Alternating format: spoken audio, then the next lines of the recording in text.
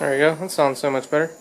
Anyways, guys, it's been a long time since I've done a actual update in the shop. As you can see, it's its usual cluttered mess in here.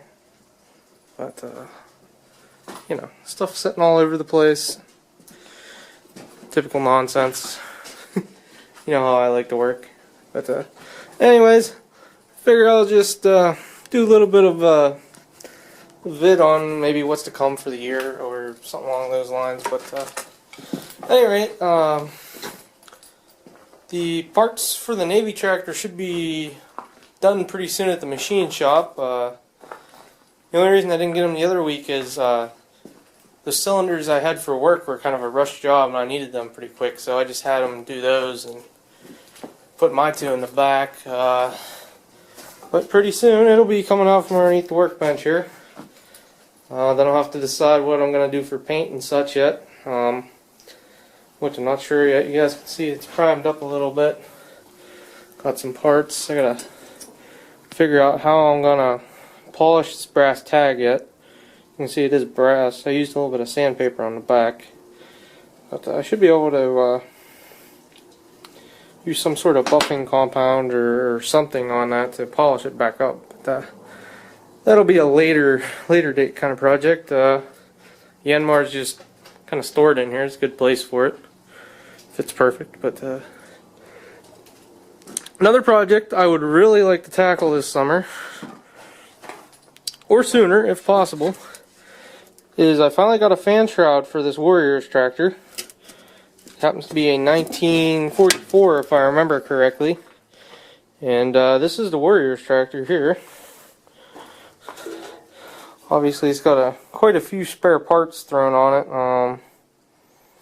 Like I just happen to have a cylinder or a head off of a 7.6 there. Kick on some light. We've got thrown on it. I got a cast iron carb to go on it.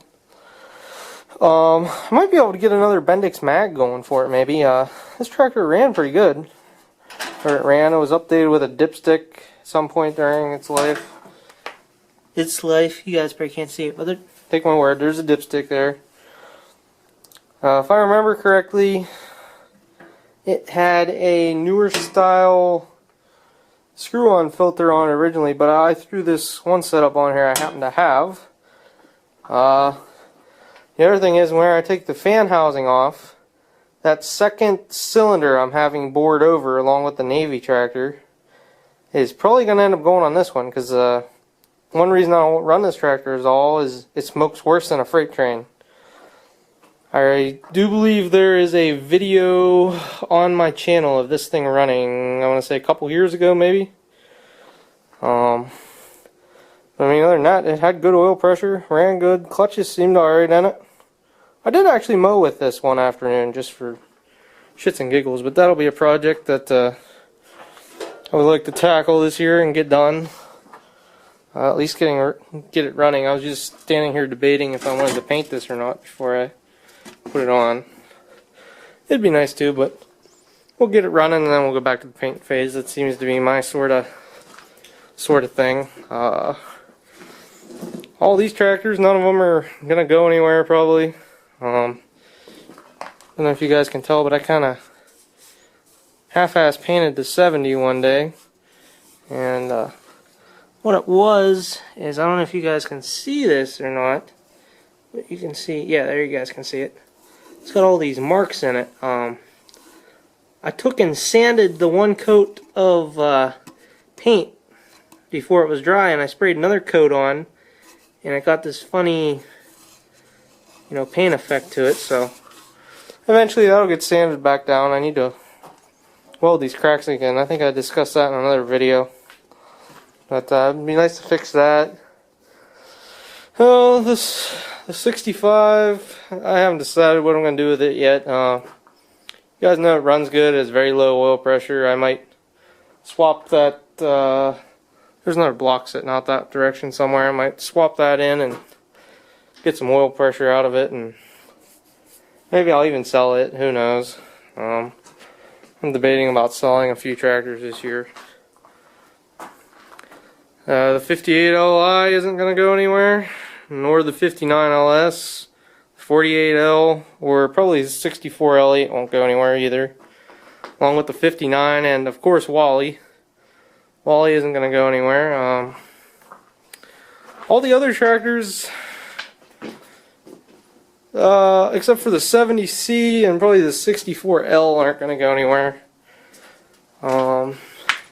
This 70CI, I need to pull the exhaust side, cover around the cylinder that deflects the air to cool it better, and I need to see how the exhaust manifold is broke off on a block on it and get that figured out.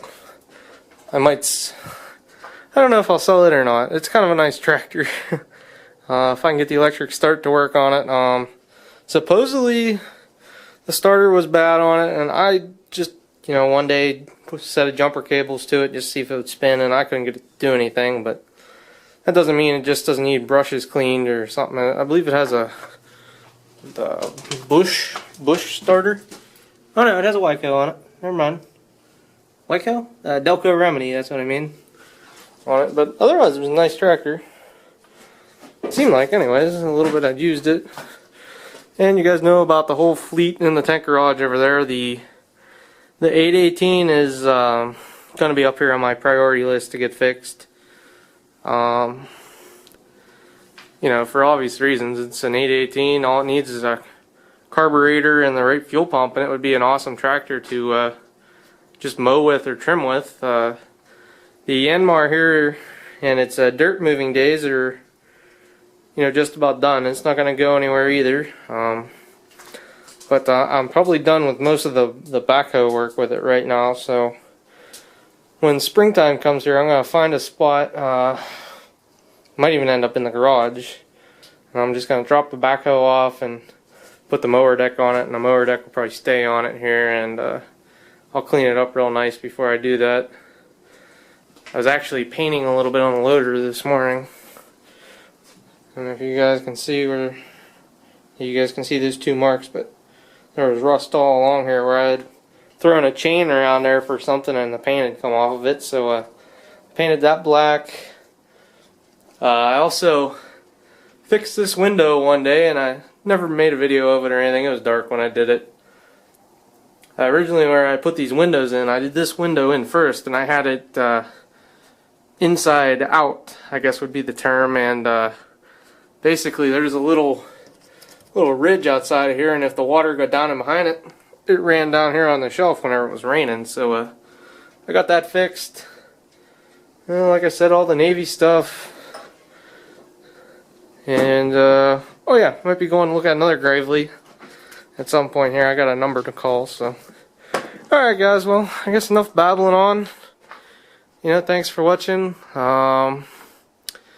Another thing that might happen this year is, you guys know my two tank garages. I want to at least move them far enough apart so I can shovel snow out from in between them in the winter time, is what I found out.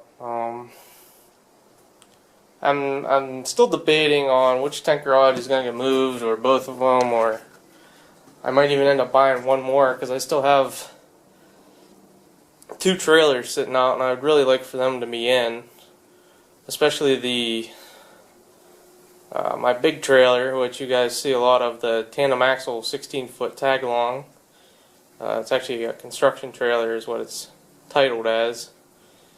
And the car toter, the dolly, I guess we'll say, should be in.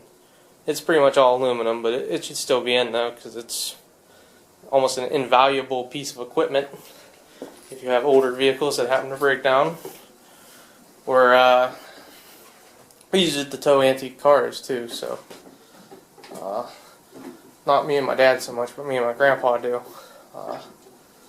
So anyways, we have that, and I have that little, I want to say it's about a 7x8 snowmobile trailer that I redid, and I don't use it much at all.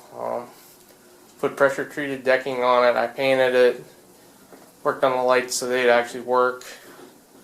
But it's just, because it's a snowmobile trailer and has small wheels on it, it's hard for me to run the interstates with it or anything. Which everything around here, as soon as you get out of the, you know, off the township road back here, it's 55, so they'll run your ass over if you're doing 50. So that might be another project, or I might end up getting a smaller, like a single axle 3,000 pound trailer, like a 6x10 or something along those lines, because I don't always need to drag the big trailer everywhere to do stuff. And with the Gravely Mowing being out in Indiana this year, it'd be nice not to pull the big trailer that far, but if I have to, I have to, I guess. That'll make a long trip even longer. I don't know how long this video is now. Jeez, almost 11 minutes. But yeah, that's just a little bit of what's going on. Like I said, I have a few attachments I'm going to be working on and some other things. I'll try and do some videos while I'm working on stuff some more this year. I know last year I went from doing a lot of videos to no videos about this time of the year. A few here and there. I'm getting pretty close. I think I'm getting pretty close to 300th video mark here pretty soon. So we'll be getting up there. I'm up pretty close. I think I'm up about 130 subscribers, I think, or pretty close to, give or take. The other day when I looked. So, anyways, guys, you know, thanks for watching. Stay tuned for a lot more, as my buddy Travis would say, Stephen P. Turchek Productions to come. You know, I should be up to some interesting stuff this year, hopefully, and you know, we'll see how it goes. I'm also, as you guys know from the last video, looking for another truck too, so, you know, we'll see. Obviously, you can't have everything in life, but we'll see whatever I come up with. I'm always looking for another truck here. Newer, doesn't leak a lot of oil, and that the body is mainly in one piece would be nice. So, for the last time, guys, thanks for watching. If you made it to the end of this 12-minute video, thanks for being a loyal subscriber and watcher. See you later.